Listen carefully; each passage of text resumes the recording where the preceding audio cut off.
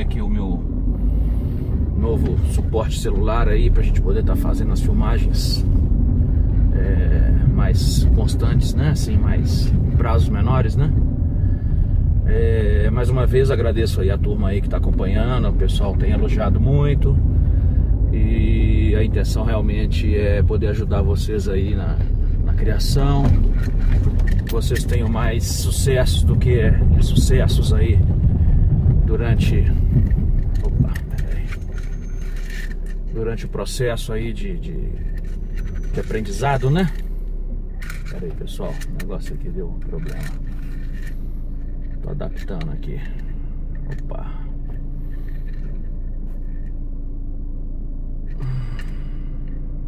Vai assim mesmo.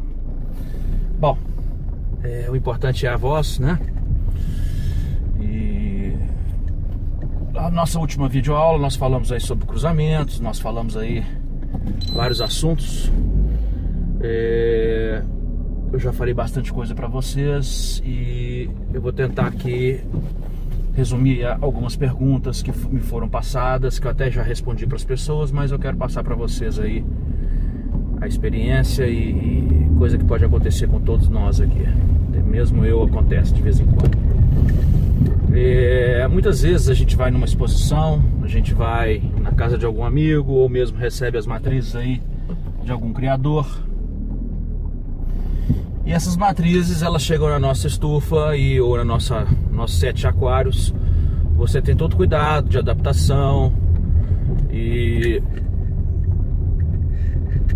esse negócio tá me incomodando. Tem todo cuidado na hora da adaptação. Pronto. E acontece que depois de alguns dias você vê que os peixes adoecem, morrem. Fecha a cauda, ficam no cantinho, ficam escondidos. Bom, isso aí eu já falei várias vezes o que é, mas eu quero que vocês fiquem alertas, né? Porque o que acontece, pessoal? Quem não sabe o que é genótipo e fenótipo, eu vou dar uma ligeira explicação aqui, tá? Fenótipo é a aparência do peixe. Você pegar um japonês original do Japão, aí você pega uma pessoa nascida no Brasil sem nada de japonês, um cara brasileiro puro. Só que esse brasileiro puro, ele nasce com o olho puxado, então ele é igual ao japonês. Só que os filhos desse brasileiro japonês não vão ser japoneses, vão ser mais puxados para o brasileiro. Ou seja, o japonês original e o japonês brasileiro, eles têm o mesmo fenótipo, eles são parecidos, externamente parecidos. Porém, geneticamente, eles transmitem características diferentes, tá?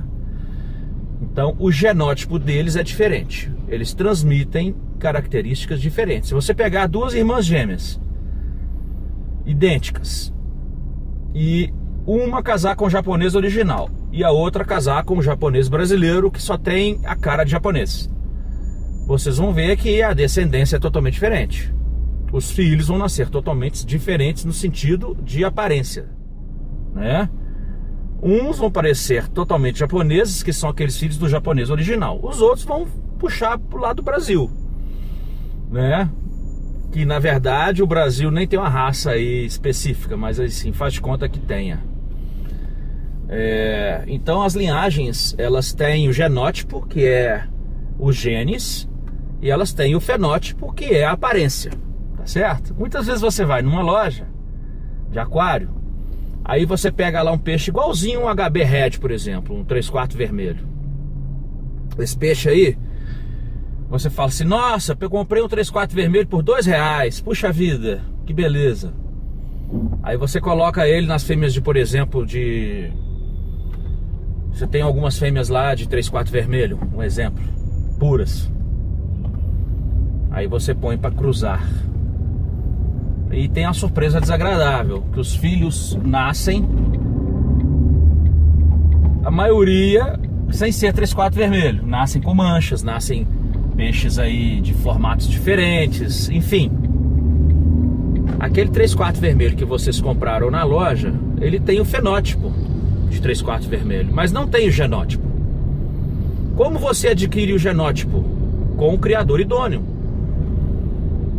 O criador idôneo vai te passar o genótipo. Muitas vezes o genótipo ele vem com a característica não tão assim 100% como os peixes asiáticos. Os peixes asiáticos, você cruza mosaico com mosaico, sai Dragon, sai mosaico, sai Galaxy, sai até Grass, tá certo? Por quê? Os tailandeses, eles têm uma característica que cruzam sempre os peixes. Aí, voltando ao nosso assunto de cruzamento, qual a vantagem disso? A vantagem é que o peixe, quando ele é muito fechado, que tem o fenótipo genótipo fechado, se o criador não tem cuidado, esse peixe ele perde aí as características de resistência, de vários assuntos que nós já falamos aí. O peixe é fraco, o peixe nasce, muitas vezes se torna infértil, fica pequeno, o peixe, enfim, ele é debilitado devido ao excesso de consanguinidade ou endogamia, como algumas pessoas dizem. Então, isso tudo para ilustrar a pergunta do rapaz, certo?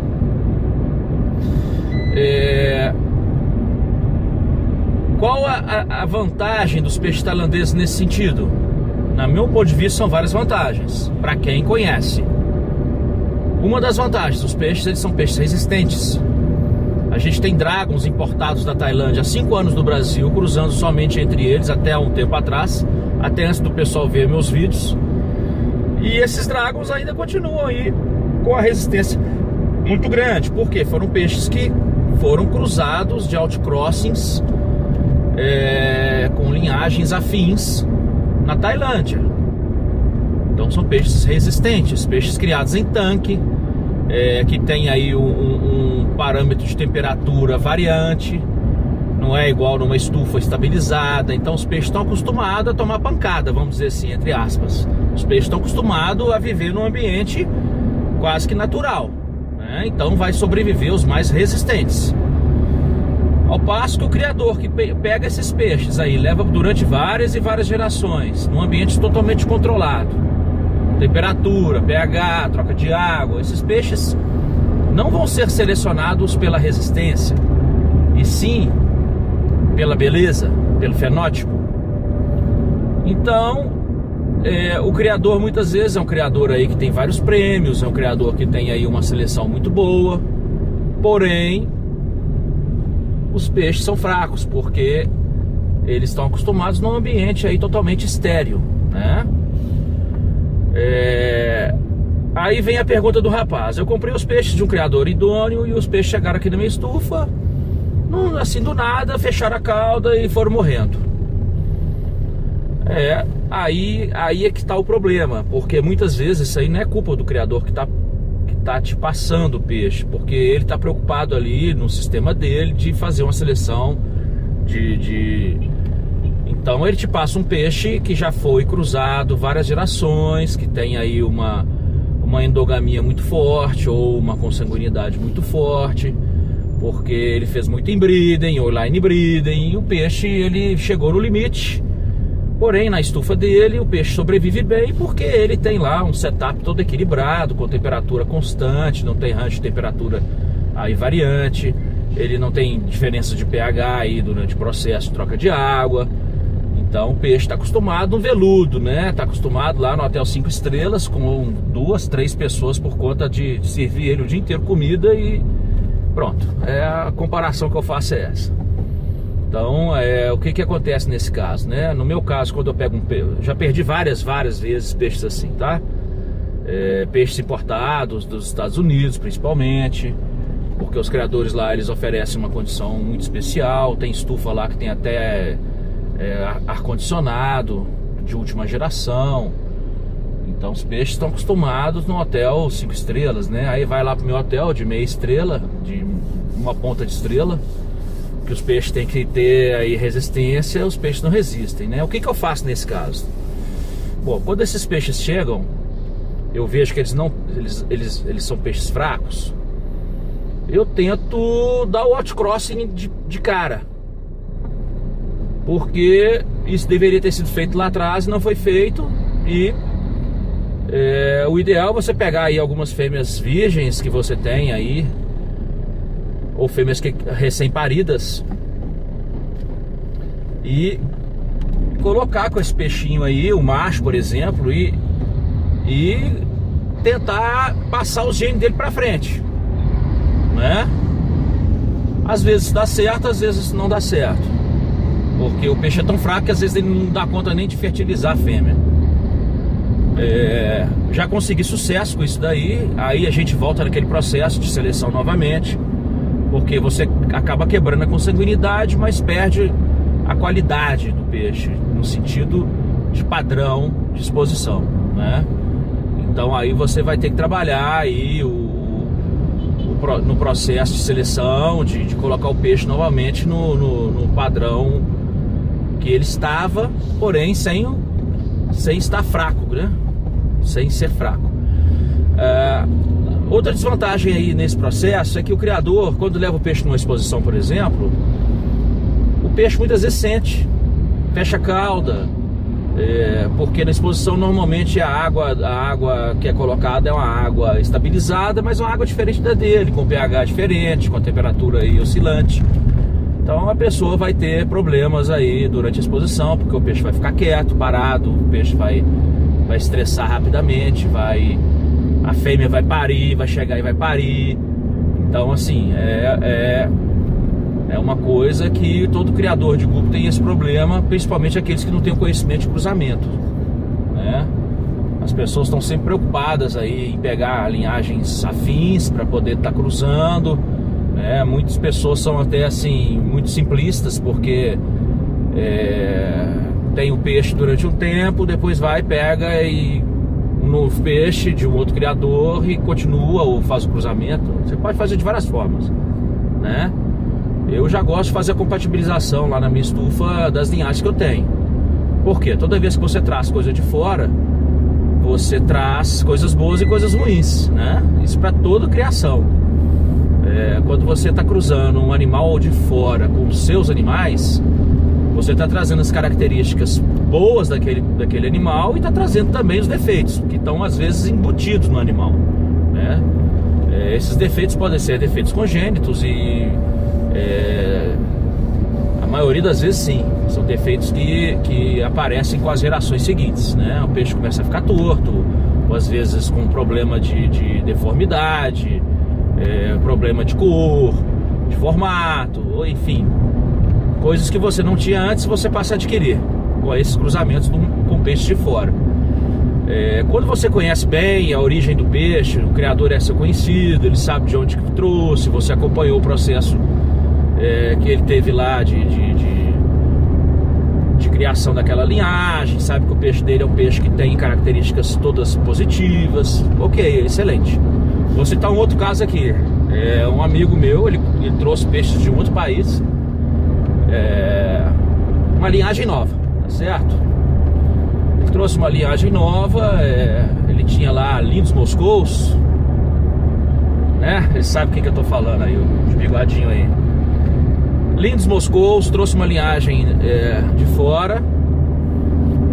Essa linhagem de um criador aparentemente experiente, mas eu disse pra ele que não era. Só a aparência dele é de experiência, mas não é um criador experiente. O criador que tem poucos anos de criação, não sabe lidar com doenças, não sabe cruzamentos, enfim. Ele pegou essa linhagem também de um asiático, não sei lá o que, e criou isso lá durante o tempo, passou para esse amigo meu. E esse amigo meu, que estava lá com os moscous já estabilizados, com a criação toda redonda, com o tempo ele viu que os peixes estavam morrendo. Começaram a morrer os peixes dele, inclusive esses que ele trouxe. Ele foi ver, tinha uma bactéria embutida naquele peixe ali, que passou para todo mundo. No início o peixe até suportou, porque ele tem uma condição, ele dá uma condição muito especial aos peixes dele. Ele tem lá uma temperatura controlada, ele tem uma troca de água bem estabilizada. Mas com o tempo, a redinha passando para cá e para lá, a água pulando daqui para lá, a plantinha de um aquário para o outro, o caramujo que muitas vezes também passa doença. Ele viu que os peixes começaram a adoecer, ele ficou desesperado, me cutucou na internet várias vezes, nós conversamos muito. Ele levou esses peixes lá na faculdade, lá do país dele, né? A faculdade de aquicultura, ou sei lá o que, a faculdade constatou a presença dessa bactéria, que é uma bactéria muito resistente a antibióticos, e aí ele tratou os peixes dele, morreu 99% dos peixes e conseguiu debelar finalmente. Teve que descartar essa linha que ele adquiriu do outro criador, teve que descartar ela e recomeçou do zero novamente, tá? Isso pode acontecer, gente, porque muitas vezes as doenças elas se apresentam com algum tempo após a aquisição. Não quer dizer que elas, você mesmo fazendo o seu quarentenário, você mesmo observando os peixes aparentemente estão saudáveis, mas eles são resistentes àquela doença. Então eles estão carregando aquelas bactérias ali e lidando com elas, porque eles não têm estresse, num ambiente totalmente equilibrado. Então eles conseguem aí segurar um tempo aquilo ali. Chega num ponto que a consanguinidade aumenta, a resistência cai e finalmente a bactéria vence a batalha, né? E começa a pegar a criação toda, né? Normalmente os peixes asiáticos, eles têm aí muita resistência a essas bactérias pelo fato de serem peixes, como eu disse para vocês, acostumados na guerra, né? Eles estão acostumados lá na Terceira Guerra Mundial, lá caindo bomba atômica, eles estão lá vivendo bem e totalmente saudáveis aparentemente. Porém, eles estão lá internamente com várias doenças que eles conseguem estar aí combatendo com os anticorpos naturais, que é o que o peixe selvagem faz, né? Peixe selvagem a gente tem aqui em Belo Horizonte uma lagoa chamada Lagoa da Pampulha, que é um esgoto a céu aberto, né? Estilo Lagoa Rodrigo de Freitas, estilo Lago Paranoá, enfim. É uma lagoa que tem aí uma vida selvagem. A gente vê lá de pessoal pescando tilápia, tem vários guppies selvagens vivendo ali, a água verde mal cheirosa, rica em várias toxinas, rica em mercúrio, que eu já sei. Então o pessoal tá lá pescando, lá achando que tá tudo beleza, os guppies estão lá, cheio de guppy, né? Por quê? Aqueles bichos estão ali internamente, os anticorpos deles estão o tempo todo segurando as infecções, segurando, e os fracos morrem, vão sendo selecionados assim na guerra, né? E aí você pega um cupim desse aí, coloca no seu aquário lá de guppy estabilizado, você tem a sua grande surpresa, né? Em poucas horas seus peixes morrem. Morre e fica só o selvagemzinho lá, firme. Então, pessoal, o que você tem que fazer aí? Normalmente quando você adquire um peixe de fora, de cara você coloca ele num antibiótico forte, um antibiótico aí de largo espectro, vamos dizer assim, né? E esse antibiótico, mesmo o peixe estando saudável ali, vai combater com alguma coisa que ele tem aí internamente, né? Você coloca ele na quarentena e aparentemente o bicho tá bom, mas, por exemplo, eu faço dessa forma, né? Até algumas pessoas podem até me criticar, mas eu faço dessa forma, é uma forma que dá mais resultados positivos, né? Porque tem algumas coisas que passam.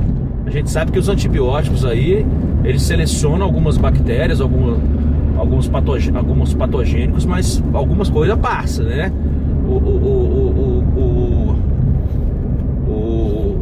O Bin Ladenzinho lá, ele passa, né? O coreanozinho passa, o bicho ruim. Bom, então é isso. Aí o que acontece? Quando você joga ele no antibactericida, beleza, passou no antibiótico, passou no antibactericida e finalmente no vermífugo. Aí o peixe, você deu uma limpada nesse peixe. Você não só fez a quarentena, mas assim, você teve cuidado de passar por um processo de limpeza, vamos dizer assim, tentando eliminar alguma patogenia, algum verme, alguma coisa que aquele peixe tenha, né? E E com isso você aí já tem um peixe saudável, aparentemente limpo, e coloca ele para cruzar lá na sua criação. 99% das vezes que eu fiz isso eu não tive problema, pessoal. Tive problema às vezes assim, na hora que eu coloco o peixe no meio dos meus, o peixe é mais fraco que os meus, aí é o peixe que morre. Mas pelo menos você não trouxe coisa diferente para sua criação, tá certo? Você tá ali com a sua criação e a sua criação tá beleza, mas assim, você perdeu um peixe, não perdeu a criação, né? Então isso aí é a experiência que a gente tem, que já aconteceu, e para mim aprender isso daí eu tive que apanhar muito, né? E a gente vê os casos aí das pessoas acontecendo a mesma coisa, por falta de experiência e por falta aí de paciência também, né? Muitas vezes a gente quer pôr o peixe rápido dentro do aquário, não, tem que colocar para cruzar. Eu já arrisquei algumas vezes, porque o peixe não estava tão bom, e aí eu peguei lá 2 fêmeas, isolei naquele aquáriozinho com ele, fêmeas virgens, o bichinho foi lá, cruzou, morreu, um exemplo, mas fertilizou as bichas. Então assim, tive a cria, mantive a linhagem, meio sangue, depois recuperei o processo de... Então isso aí acontece demais, tá certo? A gente tem um ditado no meio dos criadores, fala assim: determinado peixe vai bem na sua mão, não vai bem na mão da outra pessoa. Isso aí é por causa disso, pessoal. Parâmetros de água, várias coisas aí do dia a dia, seu próprio manejo, que é um manejo mais assim, mais rústico. Às vezes o cara tem um manejo todo high-tech, água natural pingando no aquário, e os bichinhos estão lá, vivo, tranquilinho, vivendo num ambiente totalmente sem estresse. Aí vai cair na minha mão, por exemplo, que eu faço aquelas trocas de água de 20%, 30%. A água entra e o bicho tem que ser forte mesmo, senão não morre. Então é por aí, né? Eu já tive casos aí de pessoas adquirirem minhas matrizes, amigos meus, e adquirir matriz de outro criador. Eu falo assim: não, Rodrigo, aconteceu uma coisa estranha aqui. Eu tô aqui no sítio criando seus peixes e adquiri peixe seu, de fulano, de ciclano, né? Só os peixes seus que estão aqui vivos, os outros morreram. É por causa disso, né? A gente tem aí vários fatores, né? E as pessoas têm mania de dizer: porque o albino é fraco, porque o dragon vermelho é fraco. Não é, gente, não é, pelo amor de Deus. E não é o fenótipo que você tem que avaliar, tá certo? Você tem que avaliar o genótipo. Você tem que avaliar o que aquele criador que te passou a linhagem, o que ele fez lá atrás, tá certo? Então, assim, os peixes são idênticos, só que um é resistente, o outro não é, porque o criador teve todo cuidado de fazer o processo de seleção, mas assim, preocupado com o excesso de consanguinidade. O outro não, só preocupou com a seleção, porque ele tem uma condição muito boa lá na estufa dele, e os peixes não morrem, né?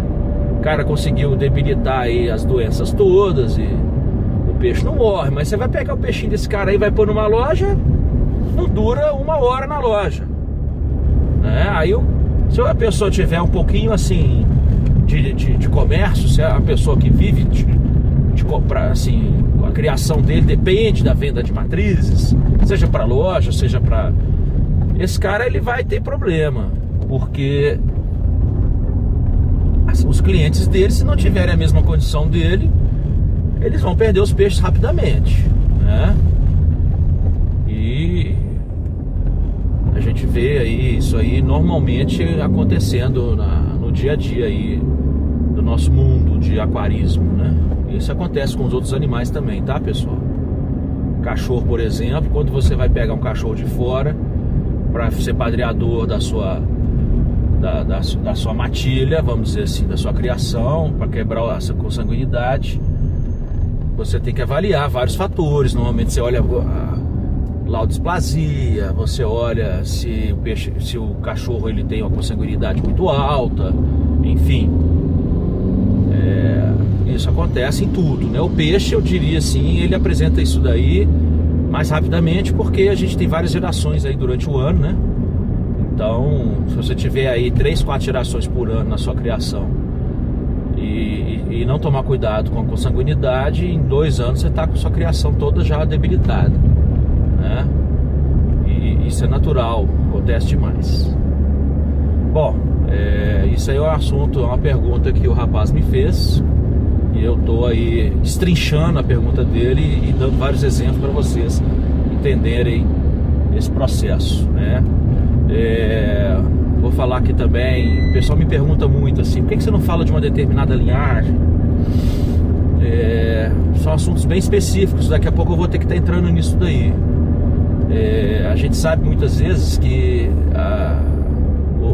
as linhagens que chegam para nós, a gente procura saber assim, a origem dessas linhagens, como que elas foram feitas, e isso não vem para nós, né? Normalmente, quando é uma linhagem japonesa, por exemplo, né? A gente, quando recebeu Moscou aqui pela primeira vez, isso foi em 1999, o peixe chegou no Brasil tinha mal um blue com a dorsal curta.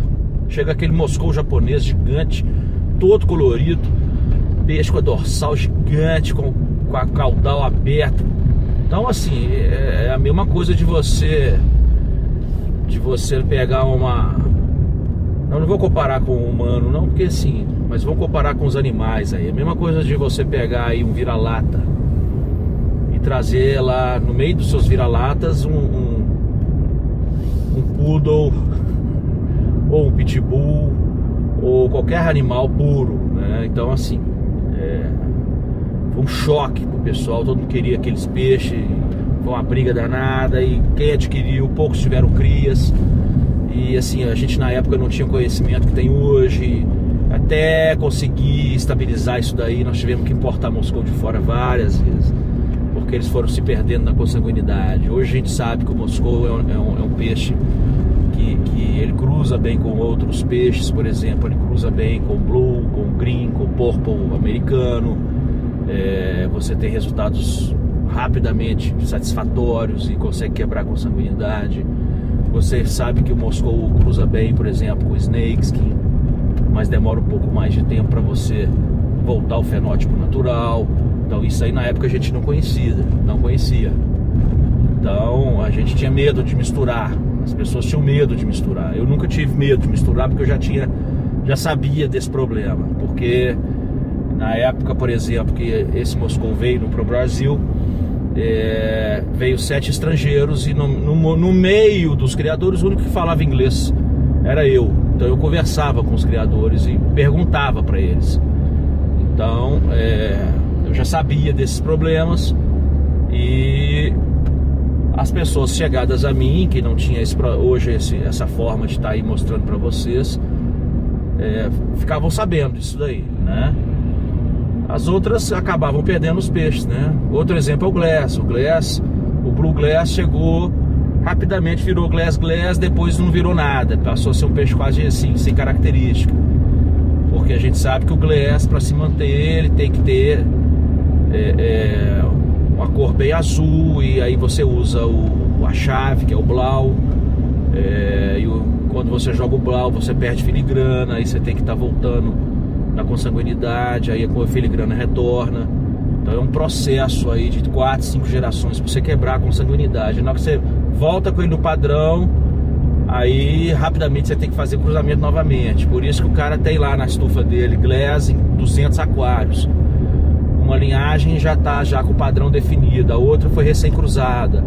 Então ele tem um processo aí de depuração da linhagem de um lado, e do outro lado o processo já de melhoramento de genótipo, porque o peixe está com a consanguinidade alta e já está precisando de melhorar. E nem sempre a gente tem aí do lado um companheiro que possa te ajudar aí com uma linhagem diferente. Muitas vezes a linhagem do seu amigo é a mesma sua, então assim, você está fazendo o choque não existe, né? Porque o seu vizinho, o seu parente, o seu amigo que está aí criando o glass, um exemplo aí, é o mesmo glass de você. Então aí você não consegue dar o choque de sangue, ou fazer o outcross, ou line breeding, que deveria ser feito, né? Então aí automaticamente a sua linhagem ela vai declinar junto com a dele, né? Por isso que é importante o processo de compatibilização, de conhecimento.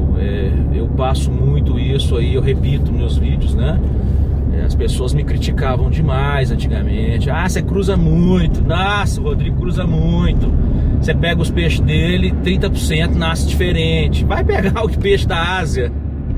Vai lá, pega o tailandês. Às vezes não sai nem 30% igual. Então, assim, pega o japonês. Isso aí é uma coisa mundial, porque as pessoas estão preocupadas. Não é só com o fenótipo, elas se preocupam com o genótipo. Antigamente aqui no Brasil a pessoa só preocupava com o fenótipo. E muitos ainda continuam, criadores aí conhecidos. Ah, só fenótipo. Não é só fenótipo. É genótipo e fenótipo. Um exemplo disso hoje, a gente tem nos Estados Unidos uma linhagem chamada HB Yellow. O HB Yellow é um 3/4 amarelo, é um peixe que foi trazido da Alemanha nos anos 70. Era um peixe pequeno, um peixe aí assim, sem muita característica IFGA. E ele foi se transformando nos Estados Unidos com os cruzamentos, assim, com seleção, num peixe grande, um peixe bem amarelo, com corpo bem preto, um peixe lindo. Porém, a característica do amarelo é uma característica que a gente fala assim, muito difícil de cor para você manter. Você tem poucas possibilidades de cruzamento. Muitas pessoas pensam, ah, joga o micarife, joga o snakes. Não é assim, pessoal. Se fosse fácil assim, tava todo mundo lotado de HB Yellow. Mas o que acontece aí no mundo hoje, principalmente nos Estados Unidos, que tem um criador que tem HB Yellow, ele tem várias linhas, e o HB Yellow já está totalmente já com sanguinidade muito alta. Então é um peixe que já não sobrevive tanto mais, poucas pessoas têm, e ele ganha todo ano.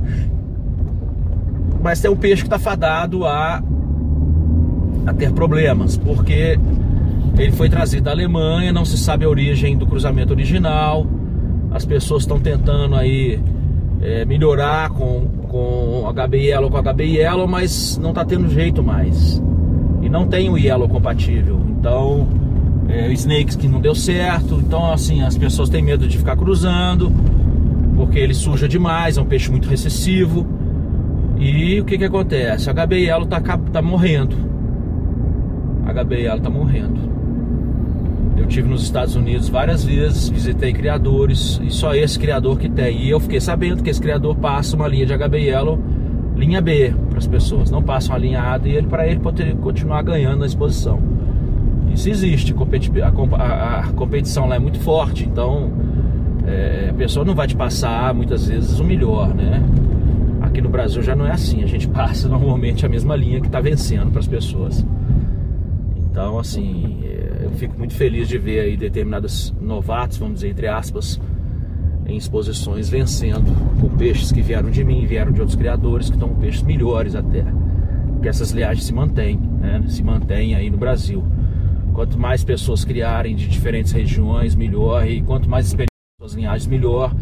Que elas consigam ter as compatibilizações delas para manter essas linhagens vivas no Brasil, né? Porque o Brasil vai ser o maior polo criador de guppy, graças a vários fatores. Já estamos entre os melhores. E com certeza, com estas informações que eu passo para vocês, que ninguém tem, que eu tenho no meu canal pessoas assistindo de outros países, Portugal, todos os latinos. Um abraço aos meus amigos portugueses, um abraço aí ao pessoal da América Latina que está aí me acompanhando. Então, essas pessoas que conseguem entender o que eu estou falando, elas vão ter assim um processo de maturação dentro da criação, dentro do contexto do guppy, de uma forma muito mais rápida, tá certo? Eu estou passando para vocês aqui a ferramenta para vocês poderem estar aí sendo bons criadores, mas aí existe o outro lado da moeda, que é a prática, é o dia a dia, né? E esse dia a dia aí, cada um vai ter a sua experiência própria e vai ter aí na meu canal, com os vídeos no ar, opções de estar revendo os vídeos e aprendendo. Eu sei que os vídeos às vezes tem assuntos aí que as pessoas não entendem assim de cara, entendem alguma coisa assim, mas com o processo da prática elas vão assimilando isso aí de uma forma, vamos dizer assim, melhor. Quanto mais prática tem o criador, absorve os meus vídeos num potencial bem maior, né? Logicamente que aquela pessoa que nunca criou nada, vê esse vídeo aqui, ela vai ficar meio perdida. Mas com a maturação, com a maturidade, ele vai aprendendo e vai descobrindo determinadas coisas que eu falo que vão ajudar aí no dia a dia dele, né? O último tópico, que eu já estou chegando aqui no meu destino, é a respeito do patê, que as pessoas me perguntam, tá? Eu tenho uma receita de patê clássica aí na internet, que já está há muito tempo, que eu fiz para um canal. É uma receita que eu misturei muitos ingredientes, mas eu vou aqui dar uma receita assim, básica para vocês, que é a carne, que seria aí uma carne de fígado de galinha, uma carne de fígado de boi, pode ser um marisco, né? Eu não misturo marisco com carne, eu não misturo dois tipos de carne. Eu faço, por exemplo, de fígado ou de marisco. Então assim, você pega aí a carne, meio quilo de carne. Você coloca nesse patê, eu coloco aí uma colherzinha de farinha de ossos. Eu coloco esse patê no forno, no caso seria um bolo de carne, inicialmente um bolo de carne. Depois que eu coloco na média da temperatura aí de no máximo 100 graus, no máximo. Eu coloco ele 80 graus o forno elétrico, porque deixo muito tempo, né? Quem estuda um pouco sabe que as proteínas com determinada temperatura, elas se perdem. Então eu faço esse bolo de carne inicialmente. Normalmente esse bolo de carne eu posso misturar ovo, por exemplo. Eu misturo 4, 5 ovos ali, faço aquela bolo de carne com ovos, vamos dizer assim. Bato no liquidificador com um pouco de água. E aquilo ali vira uma pasta crua. Eu coloco aquilo ali numa forma de metal, aquilo vai pro forno, fico ali umas 2, 3 horas até virar uma massa compacta. Aí eu pego essa massa compacta, tiro aquela água que tá ali, aí coloco lá as vitaminas, que pode ser aí um VitaGold, coloco aminoácido, aminomix líquido, uma colherzinha de aminomix, uma colher grande de VitaGold, bato novamente no liquidificador. Na hora de dar para os peixes, eu tiro do forno, guardo isso no freezer. E à medida que eu vou descongelando, eu pego aquela massa, bato. Se tiver muito sólido, eu ponho mais vitamina, bato. Ah, ficou muito líquido, coloca aí uma espirulina para ela ficar mais pastosa. O patê, ele tem que ter uma consistência de pasta dental. É a mesma consistência, não pode ser nem líquido demais, nem duro demais. É preferível ser duro demais do que líquido demais, porque aquilo ali dissolve na sua água e você tem problemas depois. Então, pessoal, o ideal é a consistência de uma pasta dental. Aí você vai fazer aquela pasta amarronzada, vai pegar aquilo ali, colocar numa vasilha. Eu coloco numa vasilha desse tamanho, e com a colherzinha eu vou jogando nos aquários. Vocês já viram isso aí, né? Você pode misturar isso aí depois numa espirulina. Se ficar muito líquido, procura pó para misturar nisso aí. Aí você pode pôr uma espirulina. Tem gente que joga farinha de artêmia. Enfim, o ideal é você acertar a consistência.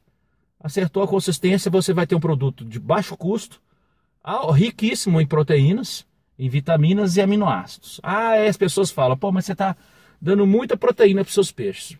Meus aquários são todos verdes, então eles estão comendo vegetal o dia todo.